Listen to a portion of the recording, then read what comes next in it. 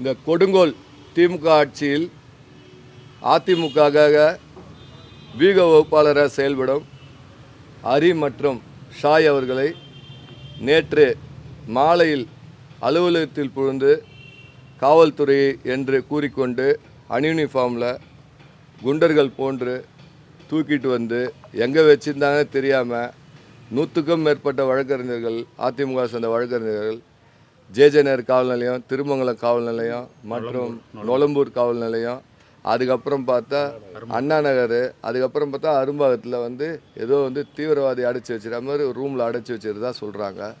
மேலும் அவங்களுக்கு ஒரு அடிப்படை உரிமை ஒரு 41 நோட்டீஸ் கூட கொடுத்து விசாரிக்காமல் இது போல் ஒரு தவறான அடக்குமுறையை கையாளுறாங்க. இப்போ அவர் ஒரு வீக வகுப்பாளர்னால் எல்லா கட்சிக்கும் ஒரு வீக வகுப்பாளர் இருப்பாங்க. அதுபோல் ஒரு இந்த திமுக அரசு இந்த தோல்வி பயத்தில் இது போல் அதிமுகவுக்கு ஆதரவாக செயல்படுற அனைவரையும் ஒடுக்க வேண்டாம், நசுக்க வேண்டாம்ன்ற முறையில் கடுமையாக செயல்படுறாங்க. அந்த 2 பேர் கூப்பிட்டு வந்திருக்காங்க. அதில் சாயின்ற சபரிமலைக்கு மாலை போட்டிருக்காரு. அவருக்கு அந்த அடிப்படையாக ஒரு சாமி கும்பிடணும், ஒரு குளிக்கணும், அந்த மாதிரி நீட்ஸ்லாம் இருக்குது. அதை கூட அந்த காவல்துறை அனுமதிக்கலை. அவங்களுக்கு சாப்பாடு வாங்கி கொடுத்தாங்களான்னு தெரில. அவங்க சொந்தக்காரங்க, அவங்க உறவினர், நண்பர்களை, வழக்கறிஞர், ஈவன் வழக்கறிஞர்களை கூட சந்திக்க விடாமல் இந்த திமுக அரசு கடுமையாக செயல்படுது. அந்த நிலைமைனா பொதுமக்களுக்கு என்ன நிலைமை நம்ம சிந்திக்கணும். ஒரு கட்சிக்கு செயல்படுறாங்கன்றதுக்காக இது போல் நசுக்கக்கூடாது. இல்லீகல் டிடென்ஷனாக வச்சுருக்கிறாங்க. இதை பற்றி கேட்டால் எந்தவித தகவலும் கொடுக்க மாட்டுறாங்க. இது வரைக்கும் என்ன செய்கிறாங்கன்னு தெரில. அவர்கிட்ட சில பேப்பரை எங்களுக்கு வர தகவலை சில பேப்பரை கொடுத்து சில செய்யாத தவறுகளை ஒத்துக்க சொல்லி வற்புறுத்ததாக சொல்லிட்டு தகவல் வருது எங்களுக்கு. இது மிகவும் கண்டிக்கத்தக்கது.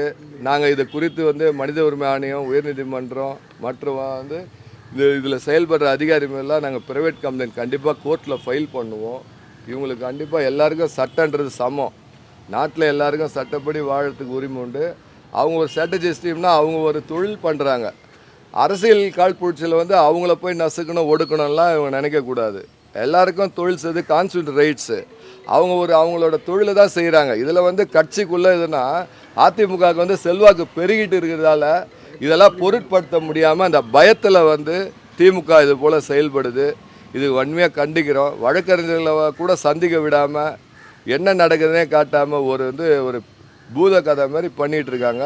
இது அவங்க சாதாரண குடிமகன் தான். அவங்க ஒரு ஸ்ட்ராட்டஜிஸ்ட் டீமு. இது இதனால் இது குறித்து நாங்கள் நீதிமன்றத்தில் கண்டிப்பாக முறையிடுவோம்.